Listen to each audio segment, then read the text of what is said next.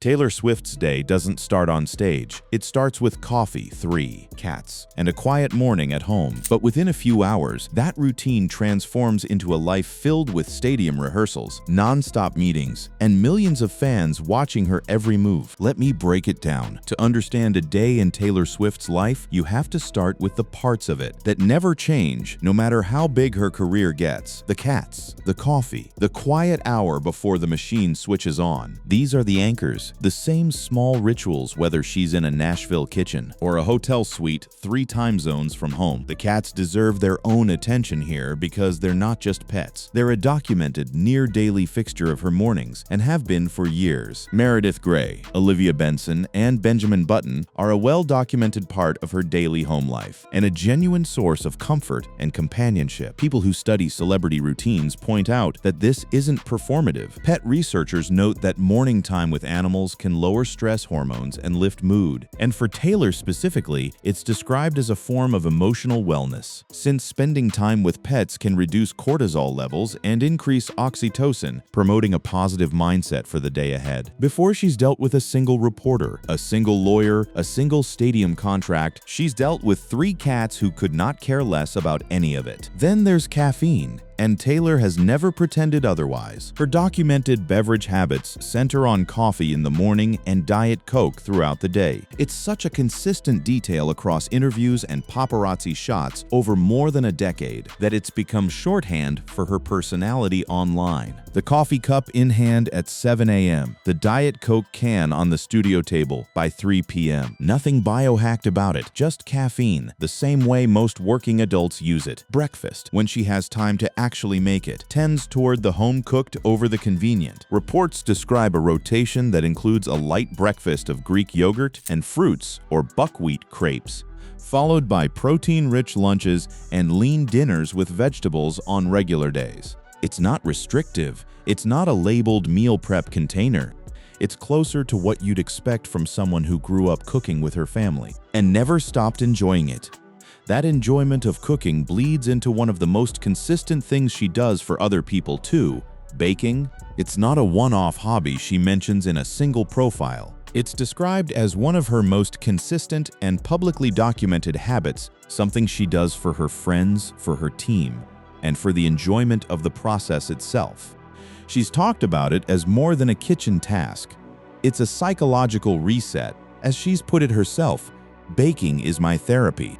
There's something really satisfying about making something with your hands that people can actually eat. For someone whose job involves being watched, dissected, and turned into headlines on an hourly basis, an activity that's tactile, private, and produces something as simple as a cookie, functions like a pressure valve.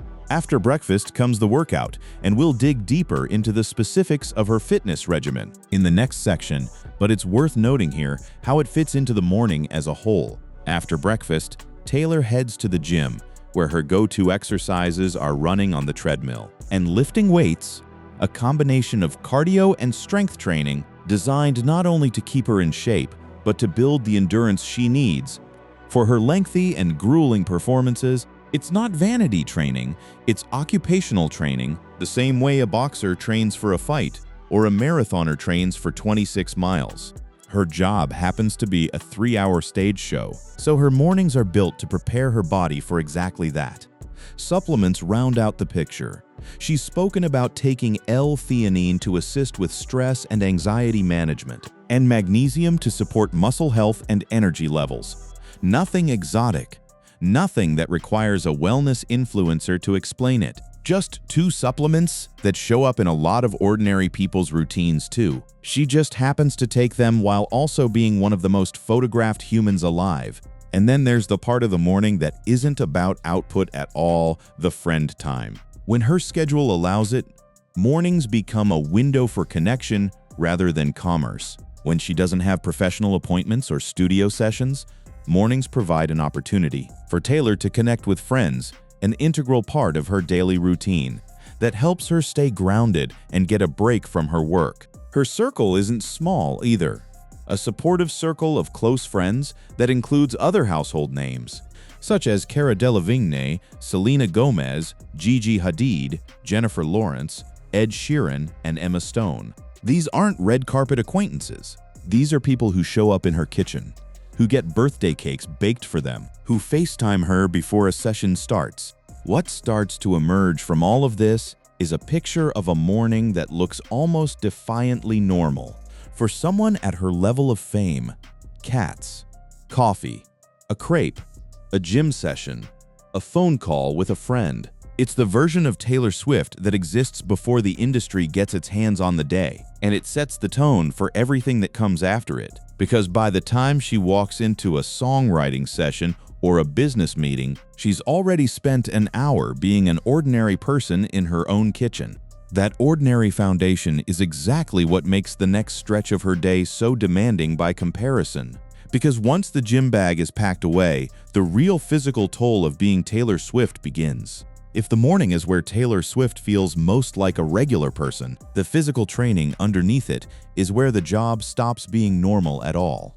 Her fitness routine isn't built around aesthetics. It's built around surviving a stage show that runs over 3 hours, night after night, sometimes multiple nights a week, for over a year straight. The scale of what her body actually does on tour is almost hard to process. During the run-up to her most ambitious tour yet, she trained for roughly 6 months before the first show. And by her own account to time, she treated the treadmill like a rehearsal stage. She began training 6 months before her first show, telling Time, "I knew this tour was harder than anything I'd ever done before by a long shot." That's not a throwaway line. A 3-hour set, translated to treadmill miles, could mean she was covering close to half a marathon in a single training session, day after day, for months. Off tour, the training doesn't disappear. It just changes shape. Reports describe her working out up to 6 days a week for sometimes 2 hours a day. During what people around her call the off-season, the stretch between legs of a tour when she's rebuilding stamina rather than maintaining it. Her exercise choices lean toward a specific method: dance-based cardio combined with bodyweight moves, something built by a former Broadway dancer turned trainer, mixed with straightforward road running. Running is another way she likes to get her sweat on, particularly as it's a chance to listen to new music and explore new cities. And as she told WebMD, "For me, running is about blasting a whole bunch of new songs and running to the beat. It's also good because it makes me find a gym wherever I am."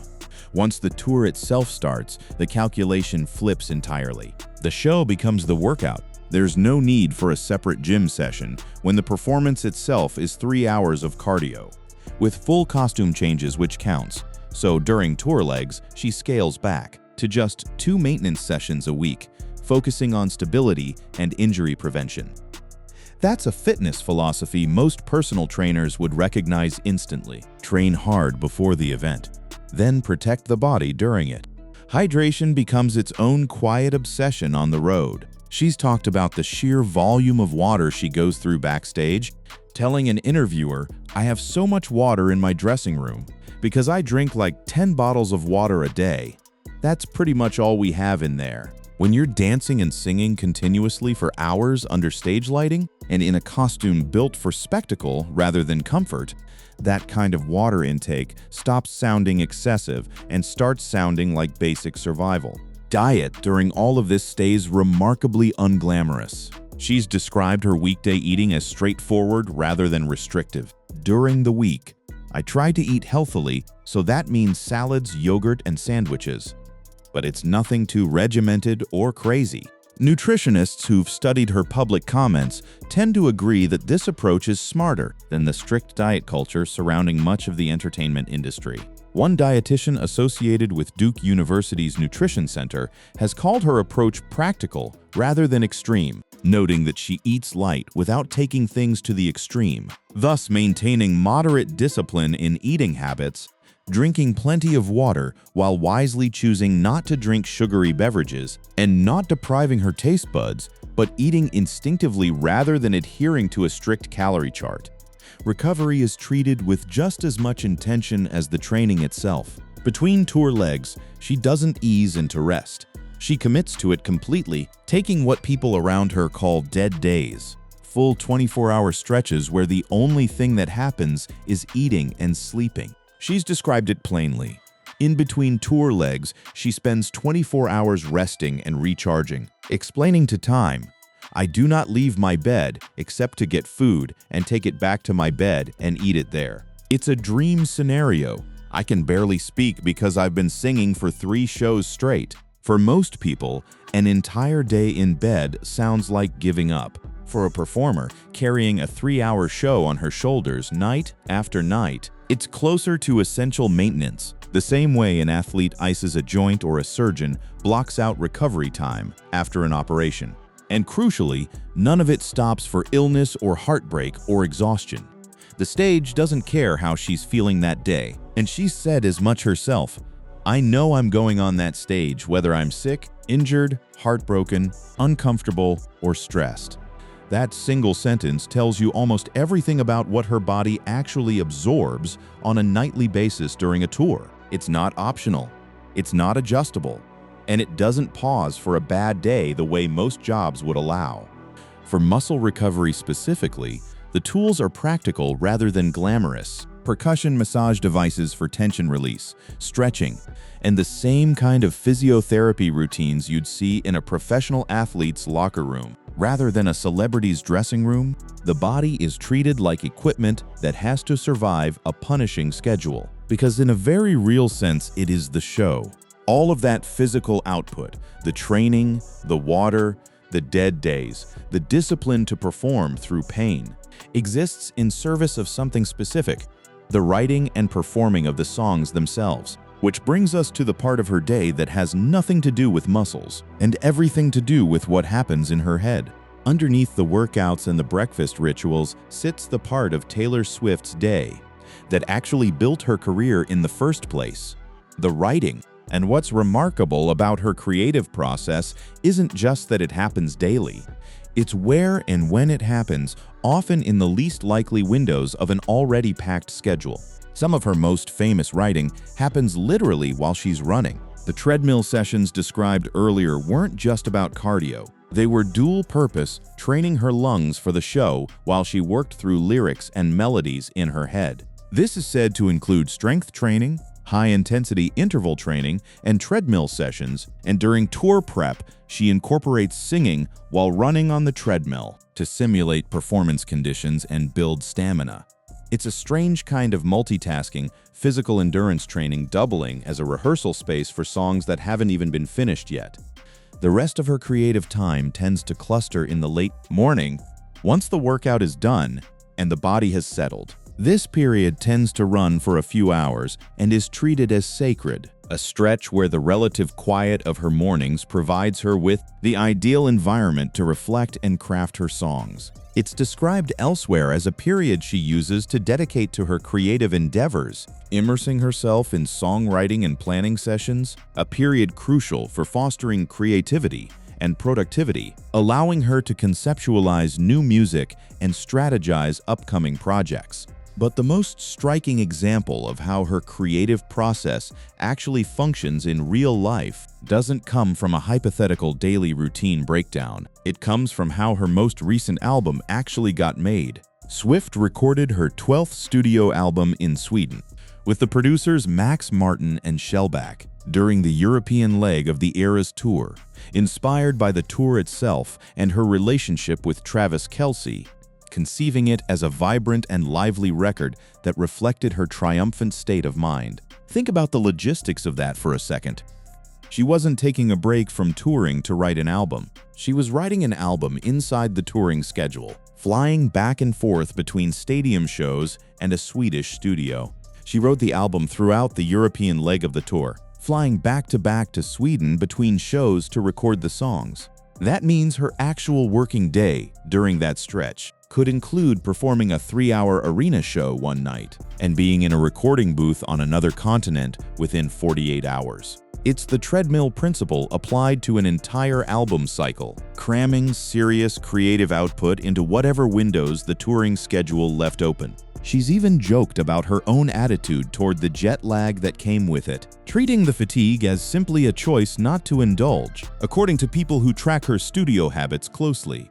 The album that resulted, released the autumn before last, became a genuine phenomenon regardless of what critics made of it. It topped the charts and received multi-platinum certifications across the Americas, Europe, and Asia-Pacific, becoming the fastest-selling album in history in the United States, moving over 4 million album equivalent units in its first week. It also made history in a way that's specific to her. It became her 15th #1 album on the Billboard 200 chart, the most for any soloist, and spent 12 weeks atop the chart. What's notable for a day-in-the-life perspective is how she's described the writing itself, not as inspiration striking at convenient moments, but as an active discipline she leans into regardless of mood. As she's put it in past interviews, "I usually write songs about things I'm going through in my own life." That means her creative sessions aren't separate from the rest of her day. The friend calls, the relationship, the stress of a tour, the joy of an engagement, all of it becomes raw material that gets processed during those late morning writing blocks. Journaling functions as a companion habit to the songwriting, almost like a rough draft that happens before the polished version. She's described herself as a lifelong journaler, someone who's been doing it since her teens, more than just a daily habit. A safe space to reflect, process emotions, and capture creative ideas. Her own description of why it works is simple. Sometimes nothing can make you feel better about what you're going through, but a lot of the time it's easier to understand what you're feeling if you write it down. The production side of things adds another layer of specificity to how her creative day actually functions. The team behind that most recent album wasn't random. It was a reunion with 2 producers she hadn't worked with on a full album in years, chosen specifically because of the tone she wanted. Martin and Shellback returned for the album, marking their first collaboration on a new record together. Since her 2017 release Reputation, and by her own account, she pushed back on the idea that reuniting with a more melody-focused producer would mean abandoning her storytelling instincts. She said Martin told her he loved the storytelling on her folk-leaning record and didn't want that to disappear just because they were making more upbeat songs, to which she replied, "I couldn't if I tried. I'm married to that kind of writing." The album cover itself came from a specific creative instinct about what her day actually looks like once the stage lights go off. She described the imagery herself submerged in a bathtub in a bedazzled bodysuit as an intentional contrast between the performance and the person underneath it, explaining, "My day ends in a bathtub, not usually in a bedazzled dress. I wanted to glamorize all the aspects of how the tour felt, and that the album was built to reflect an offstage moment as the main album cover, because the album isn't really about what happened on stage, but what happened off stage." That distinction, on stage versus off stage, is really the whole thesis of her creative process. The writing happens in the off-stage hours, the treadmill, the late morning quiet, the journal pages, the plane rides to Sweden, squeezed between sold-out shows. It's a system built entirely around stealing pockets of creative time out of a schedule that would otherwise be consumed completely by performance and travel. But songwriting and stamina only account for part of what fills her calendar. The other major piece of her day belongs to the people around her, her friends, her business, and the relationship that's now become a permanent fixture of her life. No account of a day in Taylor Swift's life is complete without the people who occupy it. The friends who show up for lunch, the collaborators who fill her afternoons, and the relationship that has, over the last few years, become one of the defining threads of her daily existence. Afternoons, once the songwriting window closes, tend to shift toward the business side of running an operation the size of hers. That means professional commitments, including rehearsals, meetings, and promotional events. Activities essential for concert preparation and media engagements, ensuring her continued success and connection with her audience. This is the stretch of the day where the creative work from the morning gets turned into strategy, tour logistics, release planning, brand decisions, the unglamorous machinery behind a career of her scale. Lunch itself, though, often stays social rather than purely functional. She's known to bring friends along to some of New York's more talked-about restaurants. Rather than eating alone at her desk, Her lunch is not just a utilitarian part of her routine. She often has friends join her in some of New York's most in food joints, a reflection of her overall philosophy toward diet and life. Healthy, but with room for fun and enjoyment. Her friend circle isn't incidental to her daily life.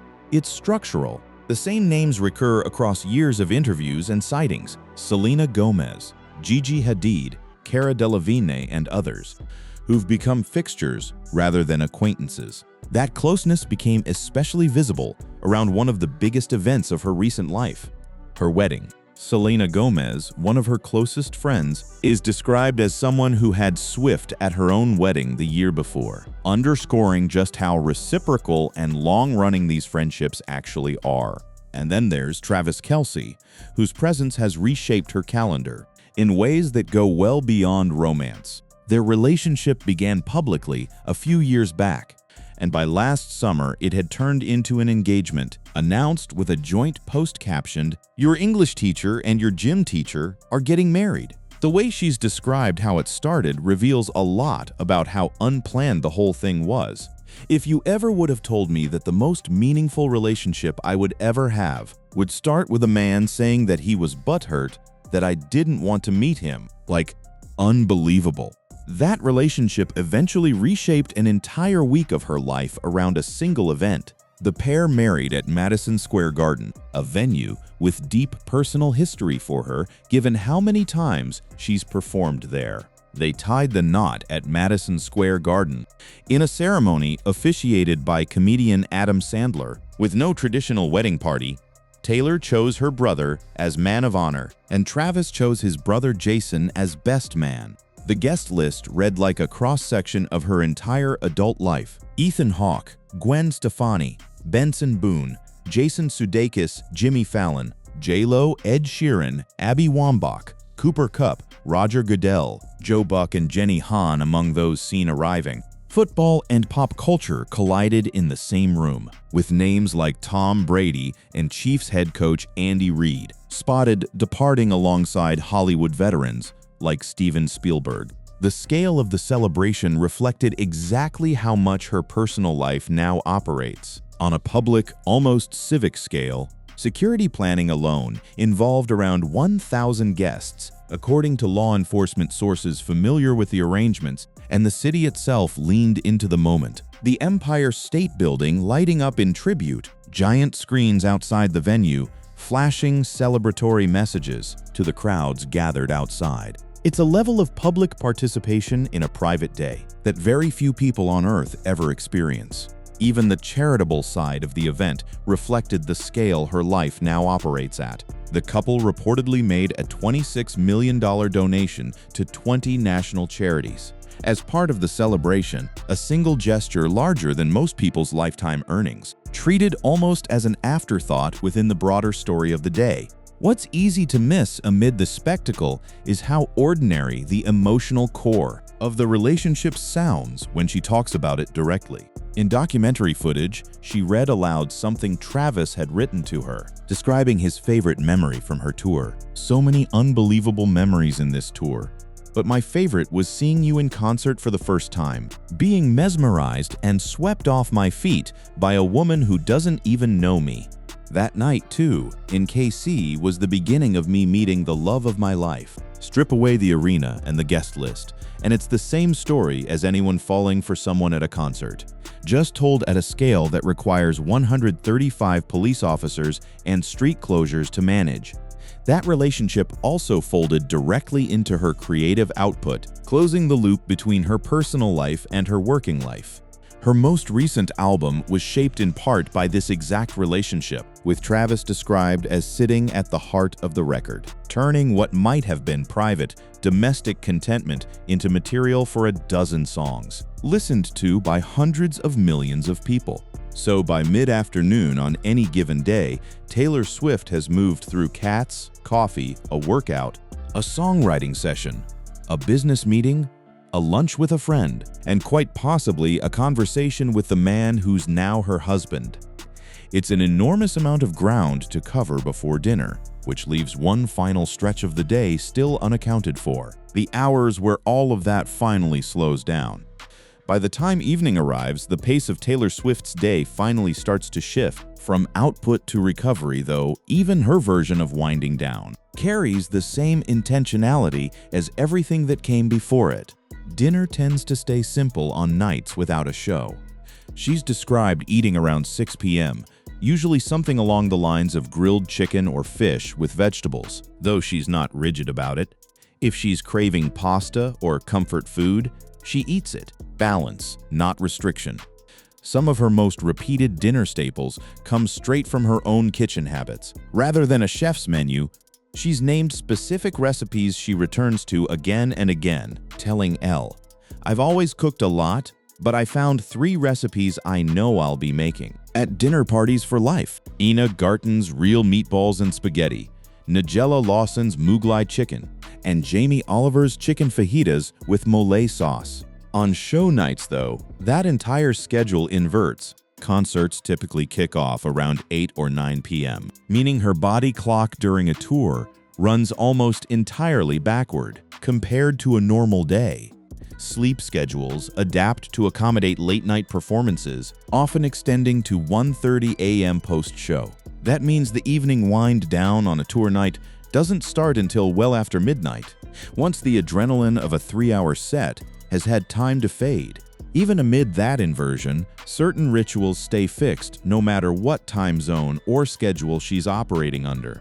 Despite the changes tour life brings, she maintains core elements of her routine like morning hydration, cat time, and journaling, which help provide consistency amid the demanding schedule. The journal comes back out at night as often as it does in the morning, a place to process whatever the day just handed her, whether that was a stadium full of people or a quiet dinner at home. Reading tends to fill the last conscious hour before sleep. It's described as one of those small, non-optimized joys that has nothing to do with performance, and everything to do with genuine enjoyment. Reading novels before bed functions as creative fuel, one of the small rituals that keep her grounded when everything else is spinning. Skincare and a wind-down routine round out the final stretch, treated less like vanity and more like another form of stress management. Her beauty regimen extends to lifestyle choices, recognizing that managing stress and taking care of her mental health also impact her skin, with meditation, journaling, and adequate sleep functioning as much as beauty habits as wellness habits.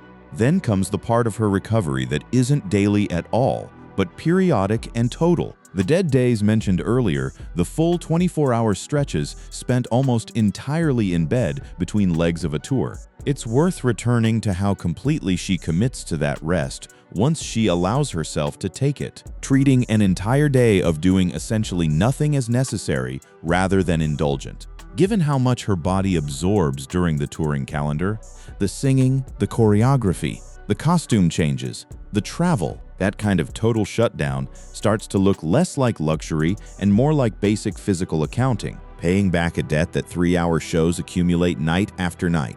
What becomes clear by the end of tracing an entire day like this is that nothing about her schedule is accidental.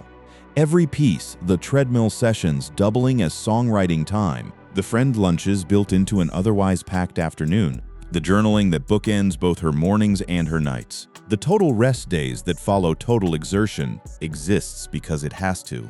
A body performing at her level, a mind writing songs at her output, and a life playing out with the level of public attention hers receives cannot run on improvisation. It runs on repetition, on small rituals defended fiercely enough that they survive even the most chaotic stretches of a touring calendar. And maybe that's the part of her day that resonates most, even for people whose lives look nothing like hers. Strip away the stadiums, the #1 albums, the wedding at Madison Square Garden with 1,000 guests, and a jumbotron flashing "Just Married" over Manhattan. And what's left is a woman who drinks her coffee, plays with her cats, writes down how she's feeling, eats dinner with people she loves, and goes to bed hoping to do it all again tomorrow. The scale is different. The shape of the day underneath all of it isn't sources. Taylor Swift's daily routine, 2026 updated Routines Club. Taylor Swift's daily routine, the ultimate guide. You routine. Taylor Swift, her daily skincare workout routine. Routine base. Day in the life, Taylor Swift, O-Waves. Taylor Swift's daily routine unveiled, scribd. Taylor Swift daily routine. 2025, Your Daily Way. Taylor Swift's daily routine. What she actually does every day. Brain flow. This is Taylor Swift's exact diet and exercise routine. Marie Claire, Australia. Taylor Swift's exact diet and workout routine. Rachel Attard. Taylor Swift's diet and workout secrets. Style Craze. Taylor Swift's diet and fitness routine on tour. The Every Girl. Taylor Swift and Travis Kelce, Tie the Knot. CNN. Taylor Swift and Travis Kelce, married in ceremony officiated by Adam Sandler. CBS News. Taylor Swift, Travis Kelce are married. All the details. Good Morning America. Inside Taylor Swift and Travis Kelce's wedding. Hello Magazine. Taylor Swift and Travis Kelce wedding. Everything we know with joy. The Life of a Showgirl. Wikipedia. The Life of a Showgirl song. Wikipedia. The Life of a Showgirl. Taylor Swift Wiki. Fandom. Taylor Swift's The Life of a Showgirl details. Grammy.com. Taylor Swift's The Life of a Showgirl, all the album details. Rolling Stone. The Life of a Showgirl, Apple Music. Taylor Swift, The Songwriter versus the Showgirl. The Ringer. The Life of a Showgirl, Album of the Year.